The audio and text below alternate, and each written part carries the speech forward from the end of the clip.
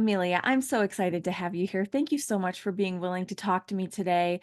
I know that you told me a lot about your story, and I can't wait to dig into all the little pieces and parts of things that have gone on for you. So, thank you for being here. No problem. I'm really excited. So, tell us a little bit about yourself. Have you always been an animal lover and where you live? Well, I currently live in northern Quebec in Abitibi. And yes, always been an animal lover. My first word was dog. It wasn't mom, it wasn't dad, it was dog. So definitely it's always been a, an interest. And I've always been drawn. I was always that kid in petting zoos who had all the goats sleeping. They were all cuddling with me and they would sleep, and all the other kids were running around screaming. But I always had that special something. Oh, how cool. Yes, I was always that kid too. I wanted all the animals. Me too. Every petting zoo, I wanted to be the one to get the pig to fall over. You know, I wanted to I bring them home. yeah, yeah, yes, me too, me too. But that did not happen for me. Did you have animals when you were young? Yep, my parents were super early on. They noticed that I responded well to animals. I have ADHD, which when I was a kid was a little bit difficult to handle. Learning how to work with social skills, and sometimes I was a little bit crazy, too energetic. And they found early on that animals really helped me calm down, and they helped me be able to deal with my emotions better. And so really early on, they got chickens, we got rabbits, and it was all in the hopes of responding to that need in me. And we started having a hobby farm when I was young, and it ended up being when I was in high school, I was the one running the hobby farm. So it kind of taught me, it was kind of like a building steps for now. Um, but yeah, I don't remember what the question was. Sorry. That's okay. That's so cool that you had that when you were young. Yes, yes, my parents. I would have loved that.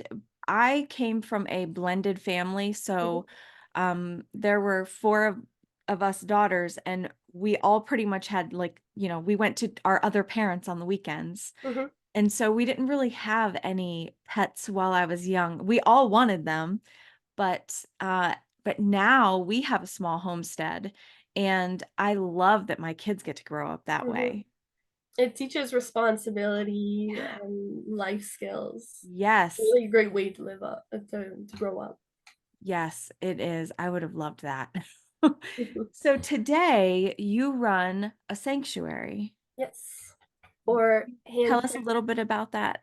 Yep. So it's a sanctuary, mainly it's for farm animals, and we have criteria to accept farm animals at our sanctuary. So they're handicapped animals, animals in need, who have been living in negligent situations, who have been neglected. Sorry, my English sometimes might not be so good. I'm not used to speaking English. Okay. Um, You're doing great. Perfect. So animals that have been neglected, animals that are in emergent, like that need emergency care, such as bottle babies who the farmer does not want to take in, and who would prefer to kill them instead. So I take them in and I feed them their bottle every day. Um, so that's kind of what we do here. Not only do we do that, but our goal is to take in handicapped or farm animals in need, to take care of them, to offer them a loving, stable home for their whole entire life. And then to use a select few of those, the ones that enjoy social connections, we use them to reach out to people in need, vulnerable people in need in our society that are often pushed to the side, such as handicapped people, homeless people, elderly people. So we use those animals to offer very often free visits with these people to connect with them. We also use these animals. We've published a book and for children to try to raise awareness to differences and to encourage people to see not necessarily the difference, but to see the beauty in it. So we kind of have like three different things we do with our sanctuary, but it creates kind of a full circle, and I find that it's really beautiful. It's incredibly beautiful. That's amazing to first of all help the animals that need it, Mhm. and then to use it to help people who need it. And it, Struggling in the same way as our animals. yes, that's right. And kind of giving to people who, um, like you said, like maybe are pushed aside in society that others don't really care about. Mhm. It kind of like you when you were young. Mhm. Mhm. Exactly, because I wasn't understood as an ADHD kid, Mhm. often in school, because I'm also a teacher. And I use my animals in my class as well. I have a very, very open school where I can bring all of my bottle babies. They spend at least 2 months with me in my class. The kids love it. Wow, Yeah. that's I really tried a cool. teacher like that, but I was labeled as a problem kid, you know. She's just a problem kid. Oh, she doesn't do her work. Oh, she has too much energy. And I didn't have anyone who kind of thought a little bit more and thought, what is she lacking? What does she need? I needed just a little bit of extra care, extra love, extra attention. So I try to give that to my students and my animals. So yeah, you're right. It's kind of like me. Wow.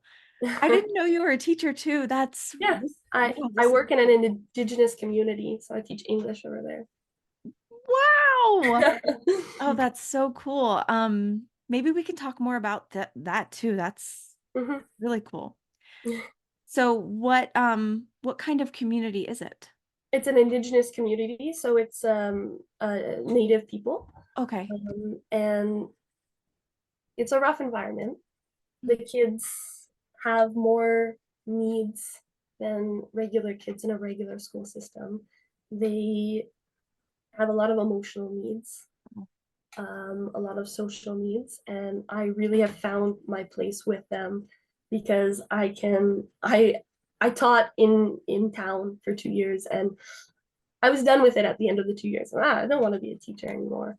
And then I started working at this indigenous community, and I blossomed, and I found I have, when you do good and you see that it's well received and you see that you're actually making a difference, it's an incredible feeling. Mhm. And I have that with my kids. I have a little tea corner. So the kids, they come in for English class, they make a tea. They're little grade fours, little grade fives. They make a tea, they sit down and they do their work and they love it. They tell me, "Hey, madam, the tea, I love the tea in your class. It's one of my favorite things." I have animals, I have hedgehogs, I have a blind hedgehog in my class.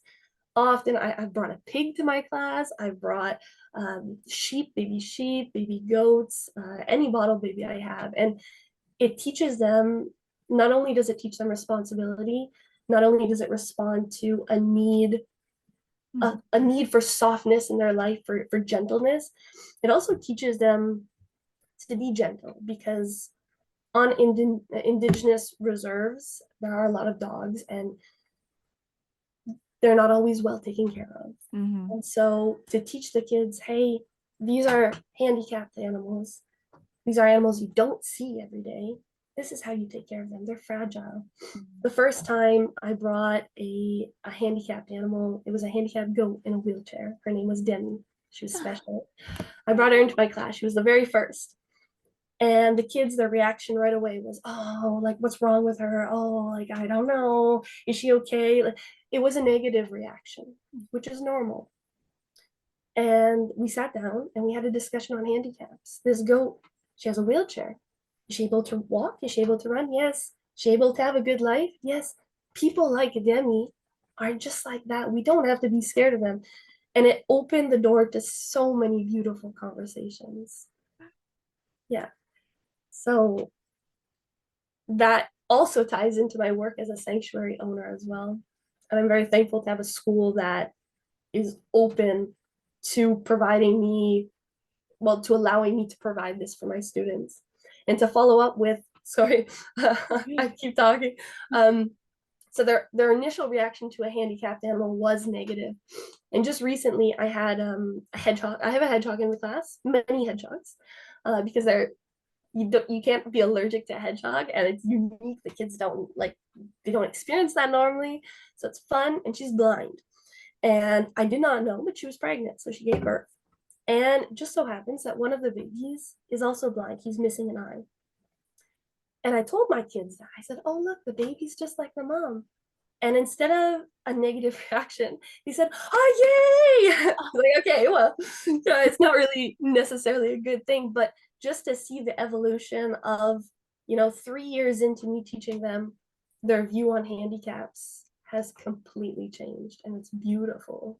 Wow, that's a lesson that they will be able to take with them for their Mhm. entire lives. Yeah, definitely. Wow, it'll affect how they treat people. It will affect how Mhm. they treat themselves Mhm. and their family members. That's incredible. Wow. So, initially, why did you decide to start a sanctuary? I didn't actually decide to start a sanctuary. It kind of just happened. I had an opportunity to rent a house where the owner she told me that I could start a farm because that's always been my dream. And before I was living in town and I wasn't happy. I didn't feel like I found my place. So we moved there and I was supposed to only have 12 chickens. That was my maximum. I have a lot more than 12 chickens now. Um, and I just started getting animals for me for a hobby farm because I feel like Amelia when I am surrounded by animals and when I live a homestead lifestyle. I love it. I love Mhm. gardening. I love all of that. So I just started for me. And then my first rescue was there was a group of ducks, and I just wanted two ducks. And I go to this person's house, and the ducks, they're all gray, but they weren't gray, they were white. But I didn't know that. And they were living in at least a foot of pool of Ooh. mud. They were living in darkness. They was closed in like the bottom of a barn, and it was just horrible. And I saw how they were living. I was like, I think I'm gonna take them all. So I bought all the ducks. I loaded them into my truck. Actually, I didn't have a truck at that point. I had a small little Hyundai Toyota, and I was transporting hay and ducks and everything in it. And I brought them home, and I washed them, and I found out they were white. So that was my first rescue. And then people started, I would go to buy chickens. Oh, do you want my old chicken? If not, I'm gonna kill it. Oh, well, I'll take her then. And then I saw a rabbit in the meat rabbits in a really small cage. She couldn't even turn around. So I offered to buy her, and they said yes. And then, I don't like cages. Cages are my last resort for small animals or any animal. Um, so I gave her a big enclosure and she lived her best life. So it just kind of started like that. And then I thought, hey, I could do this. I could start taking animals that nobody wants and giving them a good life. But then I thought, how am I going to pay for this? Because it costs a lot of money. And I was paying everything out of my pockets. I started the farm with $12,000 that I had in savings when I moved to Quebec. And then after that was gone, well, it's out of my own pocket. I have a teacher's salary. I don't make that much. So then I tried to think of ways that I could pay for that. So I started making soap and I started making lip balm and I started making all these things because I'm crafty. And bit by bit, I found ways that I could fund the sanctuary so it could become autonomous and I could still offer this life to the animals. Hmm. So that's how it started. Wow. Was it, you said it felt good, but Yes, was it easy? definitely not. It was my first, I had run the family hobby farm and I had lived on farms. I'd worked for my whole life as a teenager and a young adult. I worked on farms, dairy farms, tree farms, chicken, goats. I learned all the little, all the information about all the different species I now have. But it's one thing to work on a farm, it's another one to manage it yourself and to do Mhm. it all on your own Mhm. in a Quebec winter. I don't know if you know anything about Quebec winters, but they are rough. We get minus 40 degree, everything freezes. When you have no power, you have no way to heat the animal. It's hard. And when it's your first year, we didn't have a barn. We had sheds that I had insulated myself. I learned how to do construction too. And it was just a lot of trial and error, trying to research because I didn't have anyone to take my hand and to guide me to say, hey, this is, goats need this, and chickens need this. And I just learned, and I did research constantly. I added myself to Facebook groups. I saw a sickness or a disease that an animal had. I did research on it to be prepared. I bought the medications that I would need in case they had that, but it was hard. Yeah. Yeah. And then in April of 2022, Mhm. you hit a major roadblock. Yeah. The owners of the house we were renting, who originally allowed us to have the farm and even encouraged us at the beginning, they decided they didn't want that anymore. And so they said, you have, I think they gave us 4 or 5 months to find a new place. Sorry, I need a drink of water. Okay. So they gave us 4 to 5 months. But when you have over 100 animals, and they're not all small animals, you have goats now, it's not easy finding a place. And I wasn't ready financially. I wasn't ready to buy a place. I had been putting money aside, but farms don't show up just like that. Right. And we had 5 months to find a house to move. And if that house that we bought maybe it had a lamp, maybe it didn't have a barn, or maybe it had Mhm. something like a garage, but maybe it needed to be adapted. So it was stressful. It was really, really, really hard. But we found something. We checked a few houses. It was, we got our hopes up, and then our hopes were like, we were let down. It was up and down, like a roller coaster. And we finally found something. And it didn't have much land, but it was a house with a very beautiful house, a big house with kind of like there was a big garage as well with a chicken coop and stalls inside. And then there was another section of it, which was like an enclosure with outdoor stalls, which was Wow. perfect. It was perfect for what we needed. It was more than enough space, and we could start to accept different types of animals, and grow as a sanctuary. So we bought it. So yeah, that was So you were able to find something. That's great. yes. We moved And in. We moved in mid-September. okay, mid-September. So then what happened? 2 weeks after, I wake up at 2 a.m. Uh, and I look at my dogs. They weren't barking, but they were a little restless. So I heard a sound, a big, kind of like a motor. I thought it was my boyfriend at that time who had come home from work. He was working the night shift, and he had a truck, and it was fairly loud. So I was like, oh, he's come home early. His shift finished. And then I realized it was 2 a.m., but it was light in the room, like daytime. And I look outside, and it was my worst nightmare. The barn was completely engulfed in flames, like completely. And I start to freak out. So I get dressed and I try to call my boyfriend. I'm like, what am I doing? Why am I calling my boyfriend? Call 911.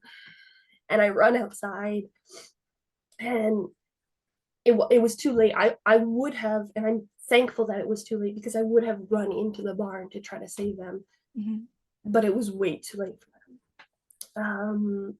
So I'm on the phone with 911, and two men come. They help me get the dogs out. They help me back up my truck because my truck was closed. And about 3 to 4 minutes after I get out of the house and get the dogs out and everything, the room where I was sleeping 4 minutes before was in flames. Oh my So I word. was just standing there, powerless, waiting for the firefighters to come, watching my barn in my new house of 2 weeks. I lived in that house for 2 weeks, and all of my animals, almost except the ones that were in the pasture, and those were the less handicapped ones. So all the small animals and the handicapped ones, they were all in that barn, and just standing there and watching that. It was the worst nightmare. I cannot even imagine. Honestly, it's my biggest fear. Yeah, me too. Biggest Still, fear. Oh my gosh. So, oh my word. So you just moved in. Did insurance cover that? no, not at all. We found out. So we had the insurance. We called the insurance the day after. They sent inspectors to come look at the debris. Um, we were not able to touch anything until the right people came to look at everything. And it was hard because I still had the, sorry, I'm diverging from the main That's question. okay. Do you want me to continue or do you want Yeah, me go to? ahead. So it was hard because we had to leave all of that, but I still had 20 animals alive. So I had to take care of them, but I Mhm. had to see all of the debris and all of the carcasses. And then the insurance said, so then we called them and we said, hey, we have 20 animals that are alive. We are not currently living on the property. Um, there are carcasses that are being eaten by wild animals. These wild animals might see my live animals and Right. decide to go after them. So it's dangerous for my animals that are remaining. Can we clean this up? So they said, oh, well, like the right people, we've looked at it, it's okay, but we can't unblock the funds yet. So it's at your own, like your own funds, like your own, out of your own pockets, but don't worry, we'll reimburse it once we unblock the funds. We're like, okay, well, they'll reimburse it. It's all right. So we called a company that sent us dumpsters, like big, big, giant dumpsters. And when it was full, we would call them and they'd come and dump it. And it was charged by weight. And my house, it weighs a lot. Yeah. So we had, and we didn't even pay for like big machines. We called in, we really had an amazing community after the fire. I had really, the years before, I had really invested in the community, in the people in need in the community, and so the community really came and helped us afterwards. So we made a public announcement that this day we're doing a work day. We're gonna clean up all the debris, and tons of people came. So we were all there. We were all throwing pieces of wood, carcasses, garbage into the dumpsters, and it got cleaned up more or less.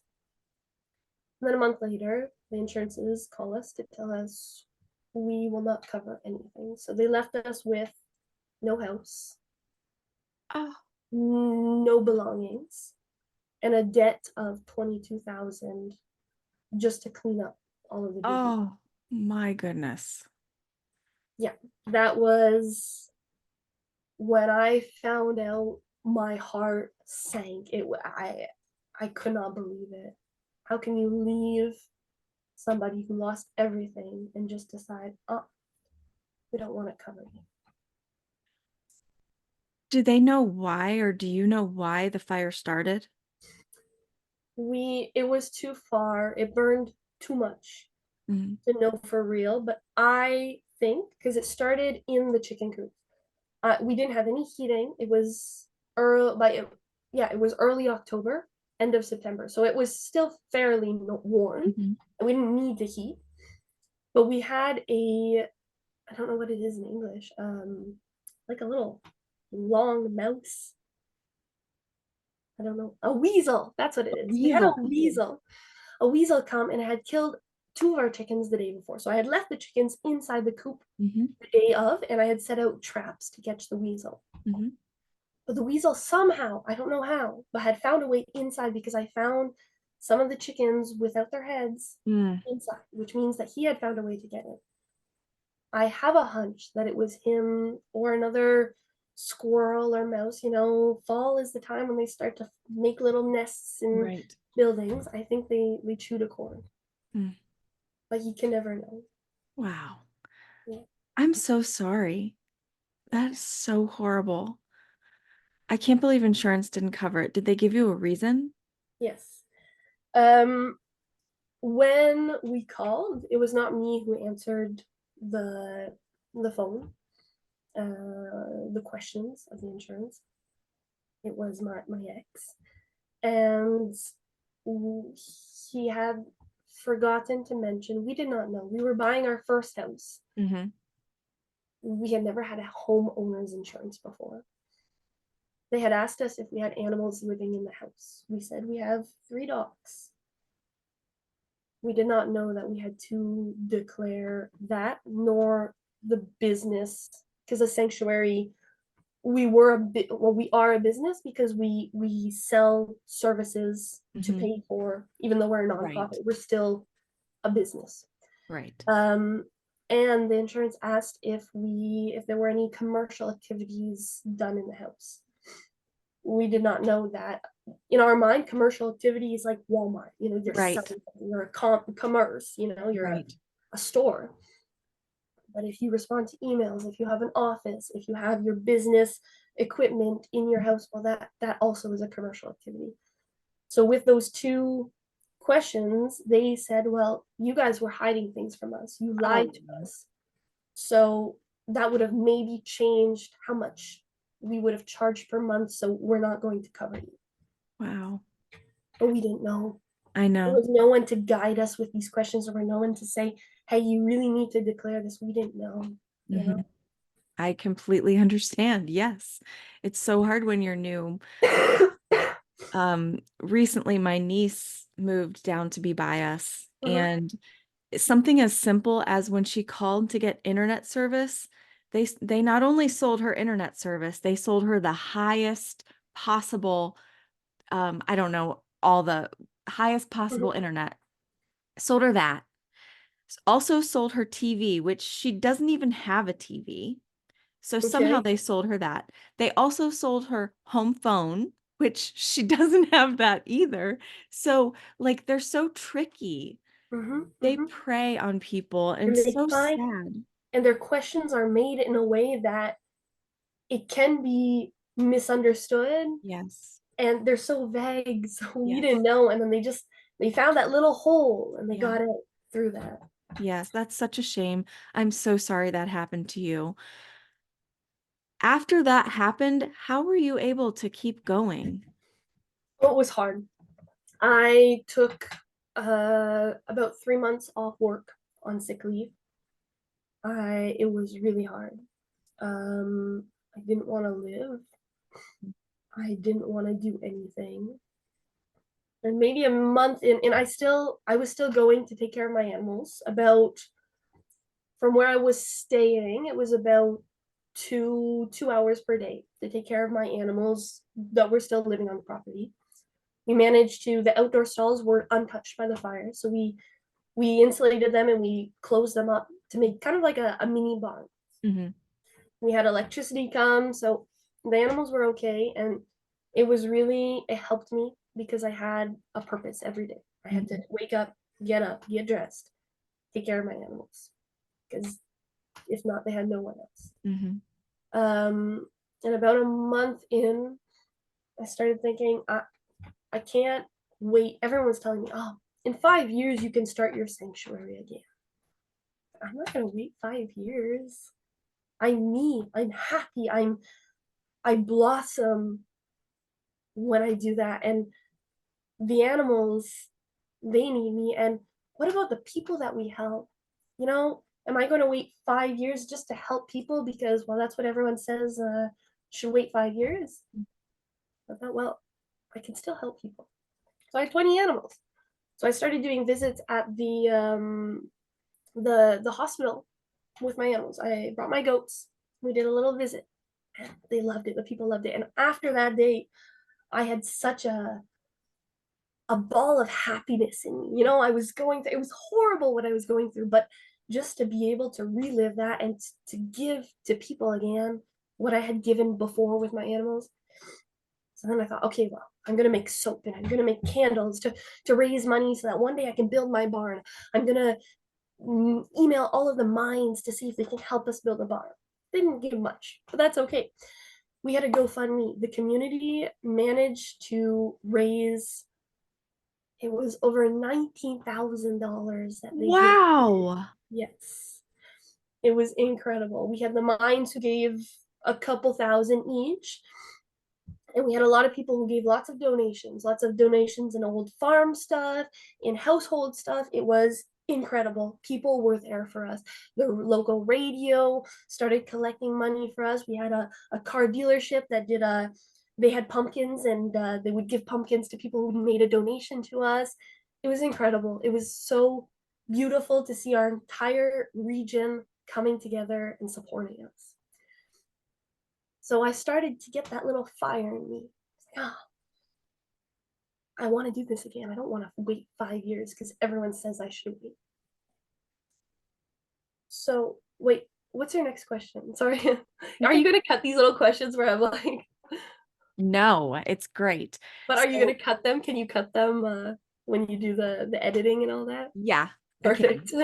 Um, so January 2023, that was a turning point. Yes. What Well, happened? it was more between the Okay, go third ahead and and keep with your story. yes.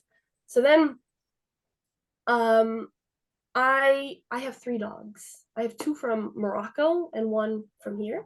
The two from Morocco are something else. They're rescues. And they were rescued in the goal, like the sanctuary existed before, like when we rescued them. So they were rescued to become residents of the sanctuary. And nobody wanted to take them in. And these are not town dogs. These are dogs who've lived on a farm, who bark, who like to run, who have energy. So we needed somewhere to stay. And the place where we were staying was a very small apartment. We couldn't stay there any longer. And I couldn't stay with my father-in-law because I couldn't bring the dogs with me. No way was I going to abandon the dogs. They too had experienced a trauma. They had regressed in their learning. They had started, they weren't proper anymore in the house. They were stressed. Mhm. So I needed something. So I had friends who offered their little, it was like a hunting cabin, no electricity, no running water. They said, we have this for you. I was homeless. I had nothing.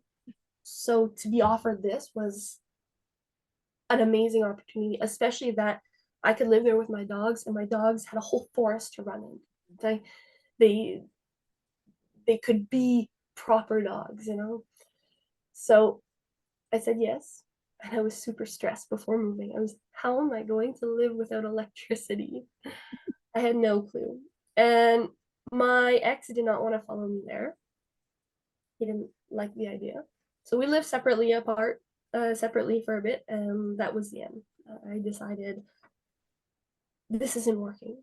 I Mhm. broke up with him, which was terrifying because now I was living in a small little cabin without electricity, without running water, with 20 animals under my charge. I didn't have enough money to even pay anything. I had to make so many cuts. Um, I didn't buy groceries for 7 months. I was eating the vegetables that were given to me to give to my farm animals. Wow. I was eating, I had, well, I'll share the story of my chicken later on. And I was terrified. How am I going to make this work? How am I going to take care of my dogs, do my job, pay the gas? Because now I was a little bit farther away from the farm. I had to drive 3 hours a day just to take care of the animals after my job. How was I going to pay? I have a truck, it's super expensive. So I was terrified. But I continued on.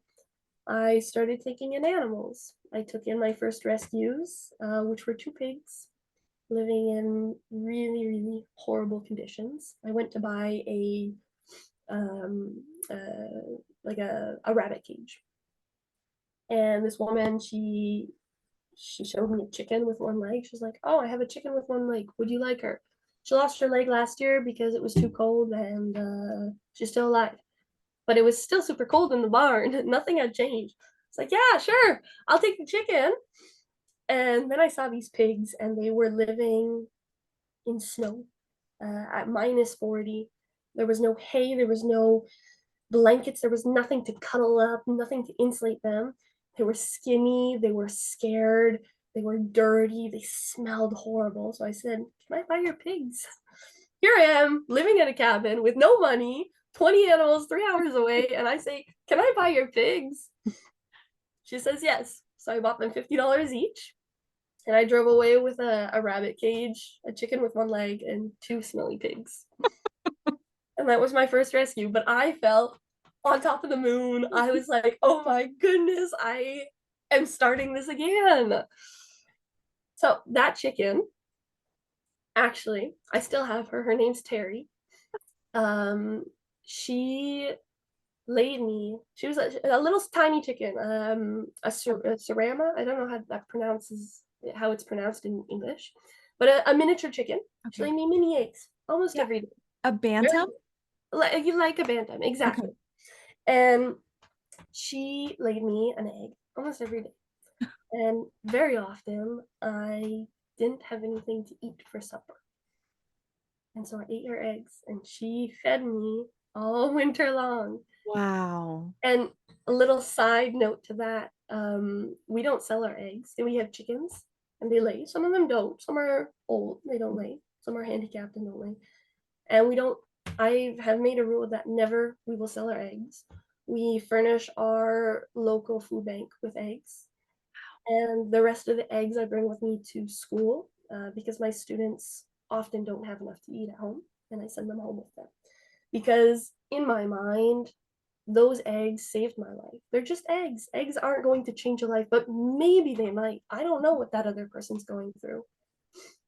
So that's, we never sell our eggs. Even if it's just a neighbor who, yeah, has food in their fridge, it's okay.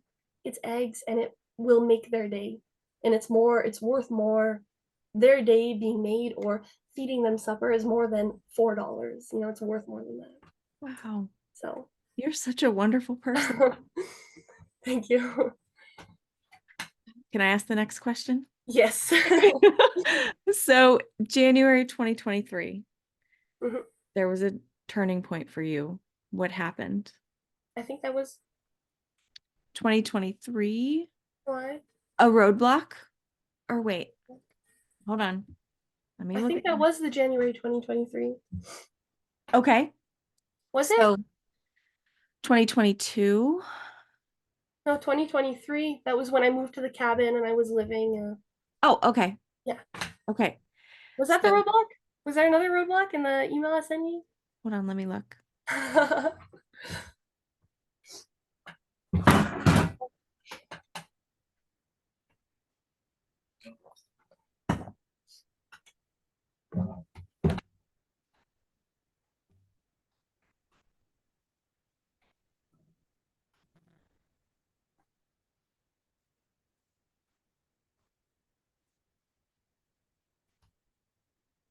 That was January 2023. Yes. Yeah. And then in April 2023, you moved to the Yeah. property to be closer to your animals. Was that the cabin?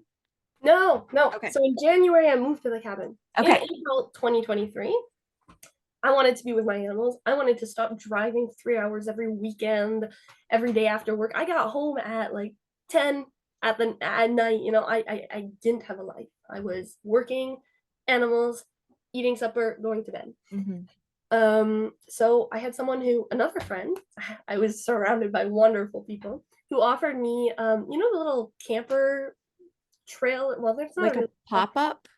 not really a pop-up, but it kind of goes on the back of Oh, yeah. a truck bed, Yes.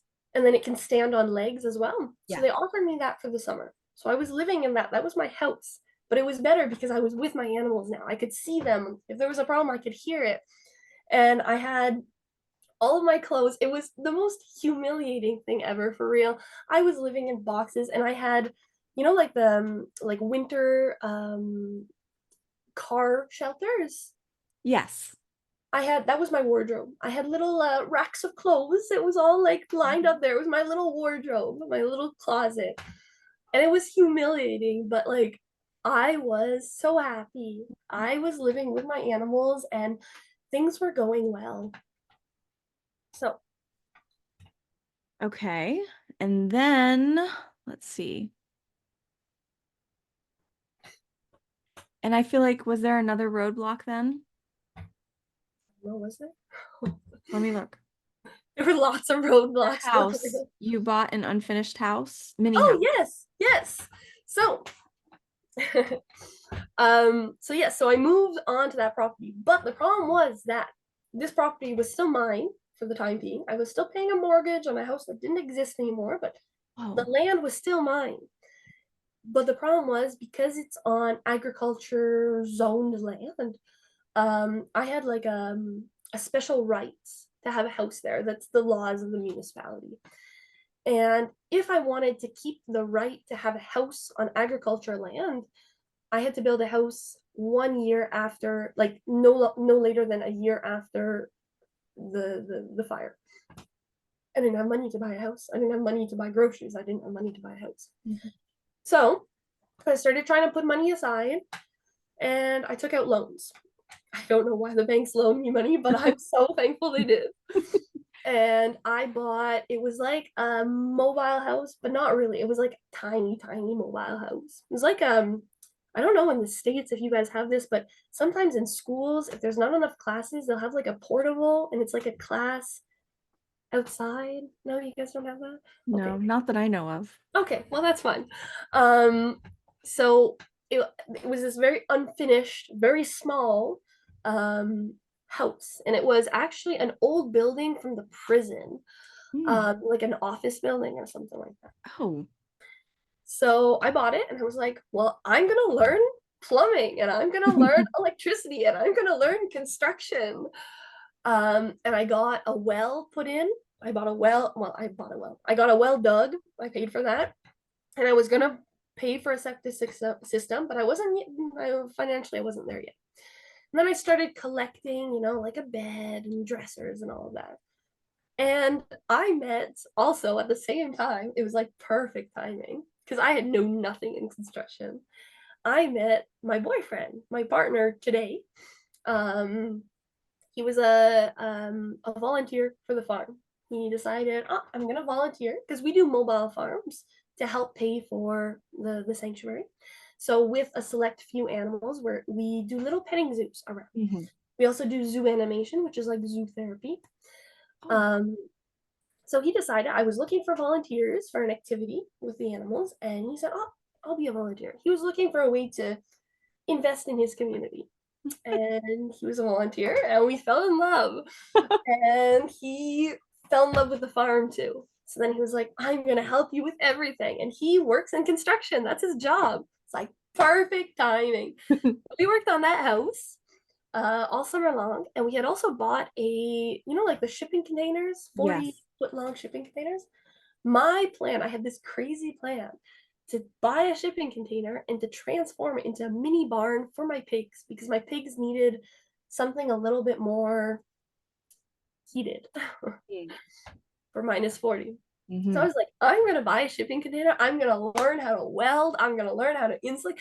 I had these crazy ideas. And sometimes I'm like, I don't know how to do any of this, but I'm going to learn. And we actually finished it. We learned a lot. He helped me a lot. I'm very thankful that he came into my life at that time. And we used it this winter and it was absolutely incredible. It's beautiful and we have windows, doors, a fan for ventilation. We You have have to different send me some stalls. pictures. I will send you pictures. It's Okay. it's awesome. And it was like the first time I've ever done something like that. So those Wow. were two projects last summer, the container and the mini house. I put a lot of money and a lot of time into that mini house. So is your next question what I think it is? Go ahead. What On the happened? 50 one.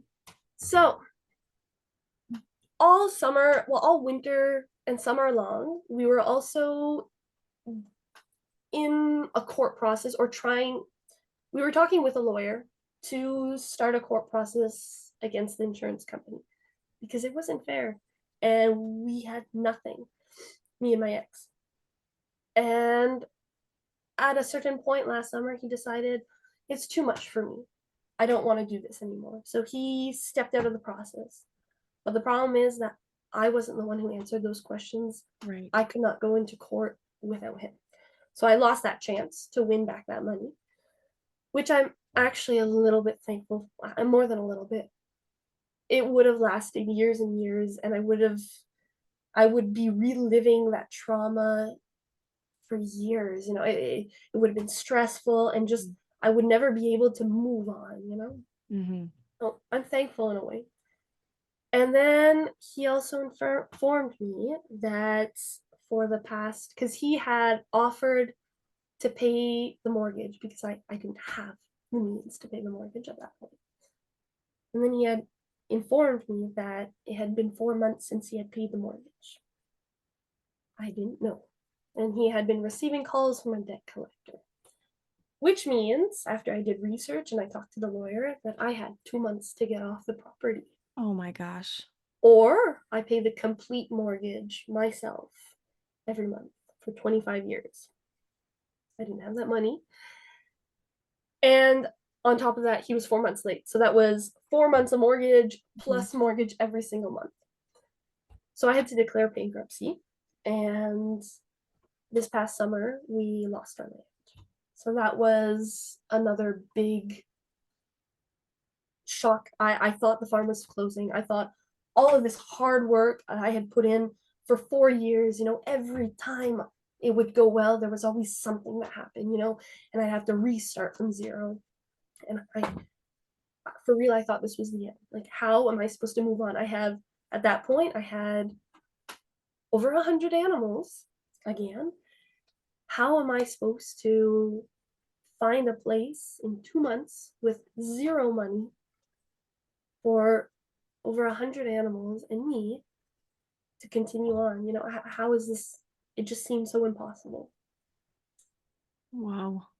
So, but you did find something. We found something.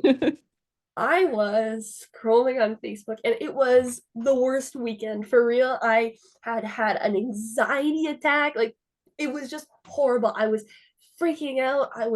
I had no clue what to do with my farm, with the animals, with stress, with everything. Because since the fire, that whole year, I had been struggling with post-traumatic shock Yes. as well. Because, well, when you wake up and there's a fire in front of your face, Yep. that's hard. Mhm. So I had all that bottled up and I just exploded that weekend. It was just the bottom of the bottom. And so I'm scrolling on Facebook and I see this house with 93 acres for sale for $40,000. I'm like, this is a scam. Yeah. And my boyfriend, he had the money to buy a house for $40,000. So we had been looking for a house and we had done some house visits, but they were either not in our means, like we weren't able to get a mortgage for that amount of money, or it was just too too too much of a there was too many problems. So the house was falling down, there Right. was one basement, it just wasn't working.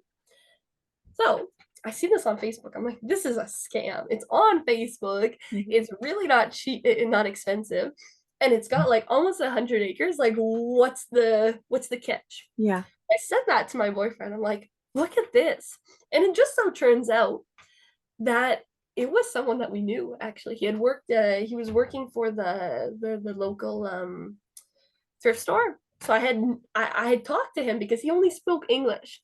So I was like, I know that guy. So I was like, what are the chances? And then we had friends who knew him. Oh yeah, he's a good guy. So we went to visit the house. It's an old house. It's a really old house with a lot of problems. But we didn't have that same feeling as when we visited the other house. The other houses we were discouraged. We are not going to buy this. But this house, after the visit, we got in the car together. Like, what did you think of it? And we both said, I had a good feeling. So we decided to buy the house.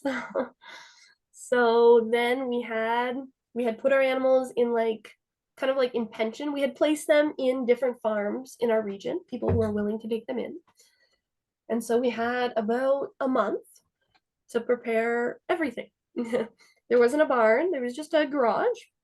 We had to insulate the garage. It was full of stuff, just Mm. garbage and everything possible. The land was a swamp, which is not good for the hooves of the Right. animals. Mhm.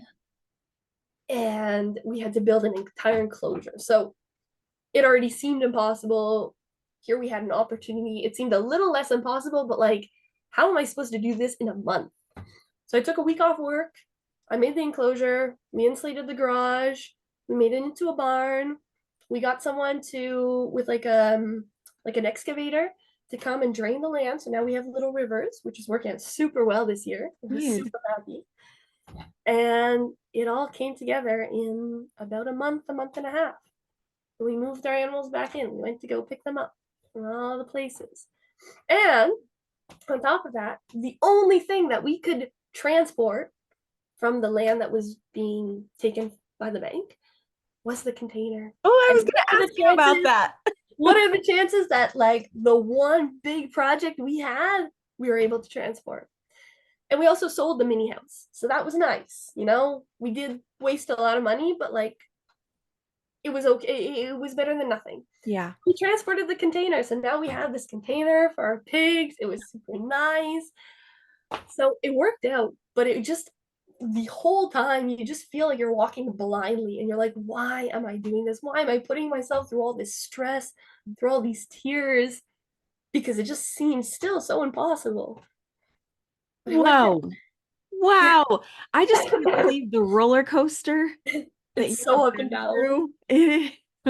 I mean, so many unfair things, but what's happening today on your sanctuary? How are things going? It's going really well. I am no longer alone. I have a team, 4 people. We have people giving us donations. We have companies giving us donations. We have about 120 animals, all different species. It's incredible. People are really embarking on helping us. We have started a sponsorship program so they can sponsor an animal. They get like pictures every week and they get little gifts in the mail. People love it. And I never thought it would blow up like it has, but like people are going crazy for it, which really helps because we make, with just sponsorship, we're able to collect about 1,500 or to $2,000 per month, which pays way more than our feed bills. Wow.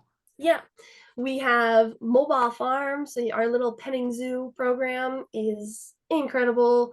People are, it's going really well.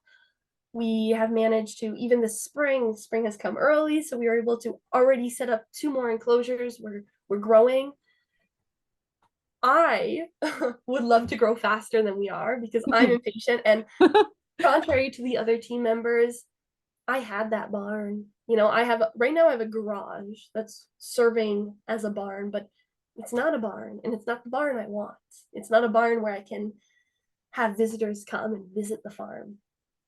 I had that barn and it burned down. Mhm. So it's hard to kind of separate that in my brain and be like, okay, right now the sanctuary is doing super well. The animals are happy and healthy. That's all we need. Someday later on, we will get the funding, we will raise the money. As we grow, we will be able to build that barn, but not right now. And it's hard to accept that dream, instead of being right now like it was a year ago, is going to be in the future. Mhm. Yes, but you've had so many good things happen. Yes, I'm so yes. glad. So you talked about, in the beginning, you talked about how, you like to help those who society Mhm, kind of pushes aside also. Have you been able to do that since you've had mhm. all this new stuff happen? Yep. Every month we bring 2 to 3 animals, me and my boyfriend, to the local rehabilitation center for people with difficulties with deficiencies or with handicaps. And we spend 2 to 3 hours with our animals and them. And that's free. We don't ask money. They offer us money and we say, no, we don't want money. We want to give this to you. You don't have enough. Like they're at the bottom. The health system of our government helps because we have free healthcare.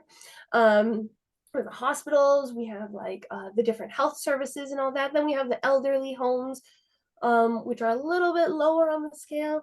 And then you have the places that help handicapped people, and that's at the bottom of the scale. Hmm. So they receive almost no funding. They receive almost no activities. They are in a gray building with fences like a prison, Mm. and the people who work there are so full of love and they love what they do and they want to give more to the residents, but they can't. The problem is higher than them, Mhm.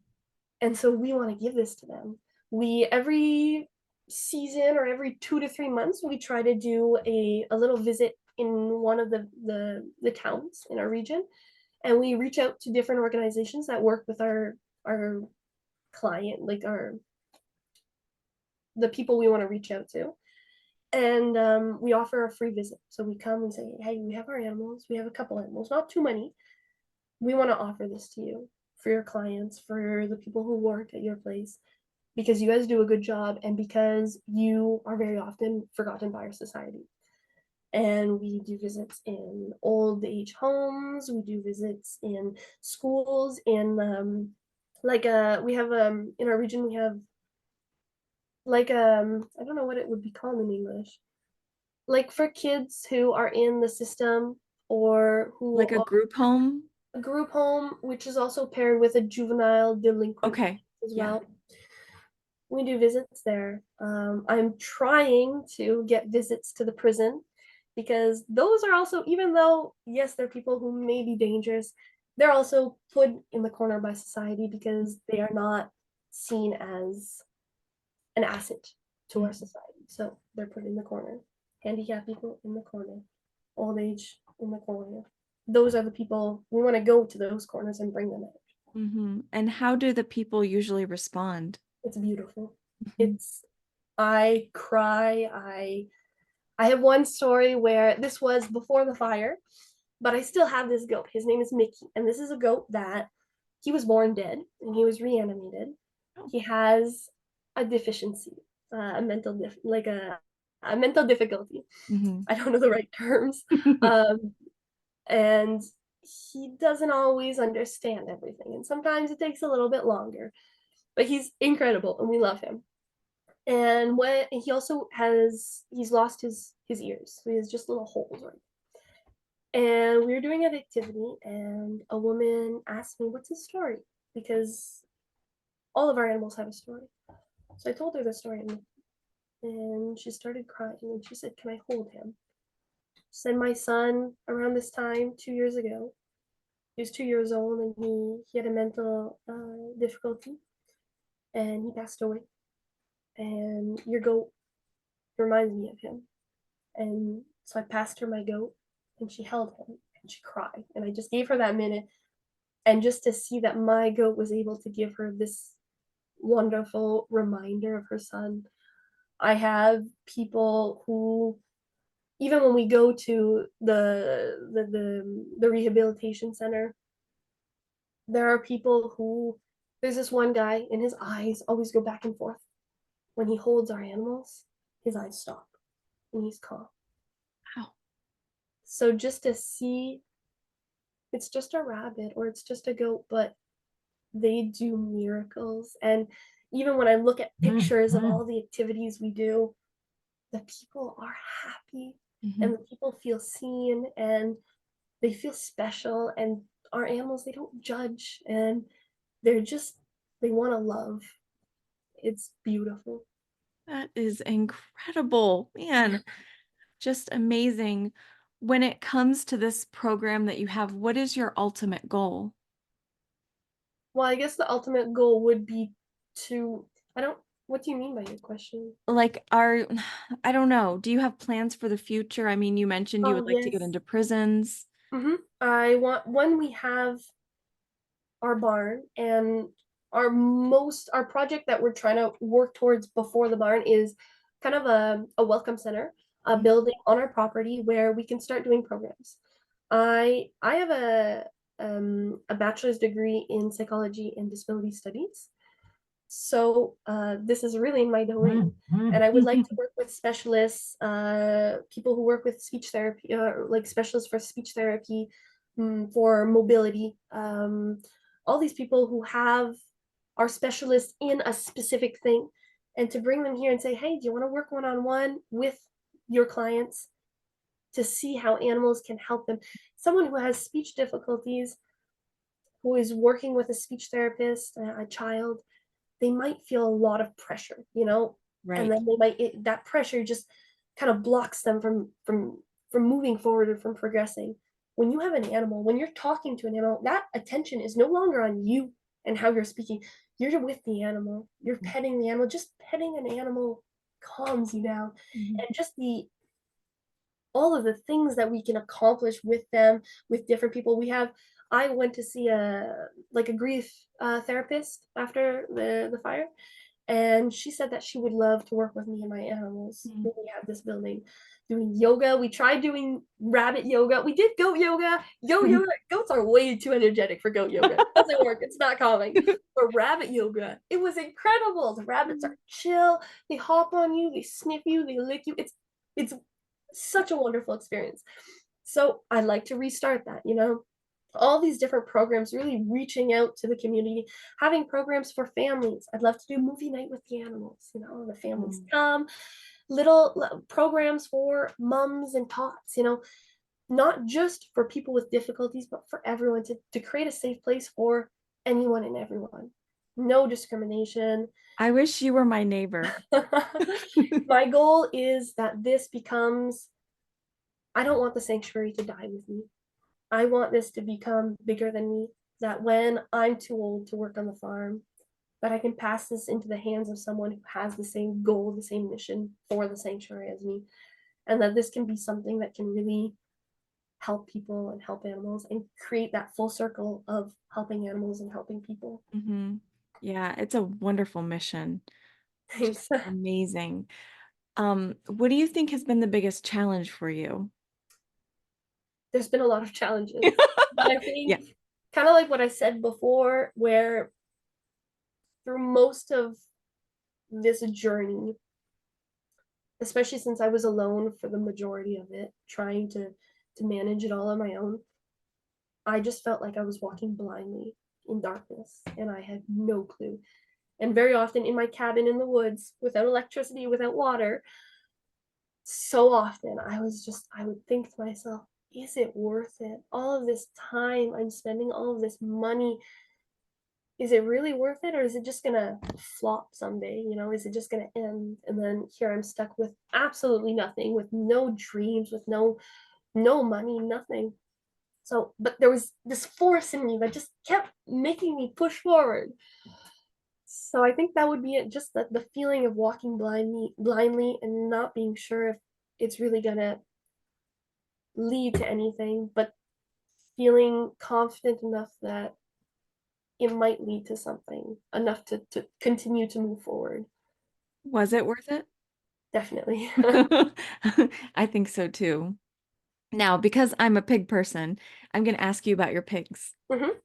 So you have how many pigs? 3 pigs. We're soon going to welcome a fourth pig in Mhm. our sanctuary. And And what are their personalities like? well, we have Teddy and Leon, which were the first rescues after the fire. They have come so far. I'm so proud of them. It took a year, because they were pigs who were living in neglect. Hmm. They didn't know what love was. When we fed them feed, they didn't even know what to do with it. They were eating table scraps. So to work with them and to provide a safe environment, you know, we treated their skin issues. We castrated them because an uncastrated pig, well, Hmm. that's frustrating. You know, they got all those Yes. hormones. So just to create a safe environment for them where they felt that they could open up, they didn't let me pet them for a year. It's just new. Ever since we moved to this new home, new place, they've started letting me pet them, and now I can pet them fully. I can rub their bellies, you know. Oh. But it took a year, and I didn't give up. But I was like, these pigs hate me. Like I would take them to the vet, and they would not. They would refuse to look at me or even acknowledge that I was there for a month after I would take them to the vet. And I had to take them to that twice because I had to give them, they had to do a checkup before they got castrated, and then I had to bring them back a month later for the castration. So they hated me for like 6 months. um, but they're sweet. Um, they're slowly opening out of their shell. They're little miniatures. And then we have a big farm pig. Lumi, she came to the sanctuary when she was 3 weeks old. She had been crushed by her mom at about a week to 2 weeks old, Oh. and she was kept without treatment. She was weaned at 2 weeks old, Ooh, uh, which is really young, way too young. way too young. And she was kept without treatment for another week or two before they called me. And at that point, her joints were all extremely swollen. She could not move. She was laid out, all of her 4 legs just stretched out, and she couldn't really move at all. So I brought her. I took her the Sunday, and the Monday I really pushed for the we have like a vet clinic with the university, and that's like the best in the province. Mhm. And I really pushed for them to take her because I didn't have a folder, like an account, not an account, but I don't know the word, with them. So they were like, oh, well, we're not sure. We don't really take new clients. I was like, no, no, you have to take this pig because she's going to die soon. It's septic. You have to take her now. And I actually sent her because I had someone, a random person that I had never met in real life, who was just like, loved my sanctuary. She was like, I am going to drive, I think it was like 8 hours to pick up your pig from your region and bring her back to this hospital because she lived in the region where the hospital was. And I'll do that for you. So I actually sent Lumi, the pig. I sent her before I even got the confirmation from the vet that they would take her. I was like, I'm really hoping they take her. And then she arrived. She was treated really quickly. It was septic in all four joints. She had developed a bacteria, an infection, which caused arthritis because of a bacteria in all of her articulations. It comes from horses, actually, the bacteria, and the people had horses, Mm. so that there could be a link. Um, and so she was treated. She spent about 2 to 3 weeks there. Costed $3,000. Ooh. Yeah, and she came back and she lived with me in my little cabin in the woods for about a month. She was small when I first got her. Now she's giant. She's huge. She's over a year old. She's in her stage of adolescence, so Ah. she she tests our patients. Mhm. She can sit on command. She can wait on command. She's very disciplined. We worked on that very early on because we knew that once she got giant, Yeah. you can't restrain that, you Yeah, know? that was smart. Yeah. We taught her to wait for her food. And then when we would say okay, then she would go eat. Um, she is just full of life. She runs everywhere. When she's in the field with the others, she just runs. Like she doesn't walk, her ears go flopping. She's just happy. And just to think that she would have been long dead because her goal in life was to be a meat pig. So Mhm. she's thriving and she's gonna thrive for many, many years. We love her. Oh, you gotta include her pictures too. I'll send you her picture. Okay. That would be great. And then we can use it like when we promote Yeah, the episode, we can use that. yeah. Awesome. Amazing. How can we help? How can we help you? Well, we're trying to get our name out there, get a little bit more known because we need big companies to know about us, to hear our story, and that it touches their heartstrings. Mhm. Because we can't build a barn and we can't build that welcome building we want to build for programs on our own. So we just need our name out there. We need people to hear about us and to follow us and just to support us, even if it's not money. We have donations in all different ways. We have people who support us emotionally. We have people who share our posts and then someone else sees that post and, oh, well, they can help us. We have people who give us materials. We have people who give us services, who come and they help us build something. We had a few weeks ago, we had a couple who came and helped us build a shelter for our ponies. So now for our summer enclosure, our ponies have a shelter.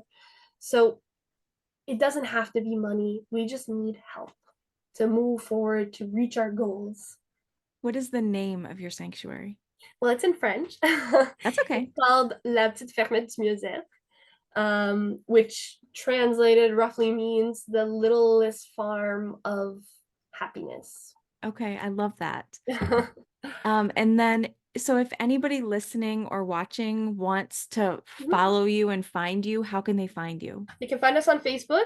We are also on Instagram, but less active on Instagram. I'm not a technology person. One, social media is way too much for me. I totally So get that.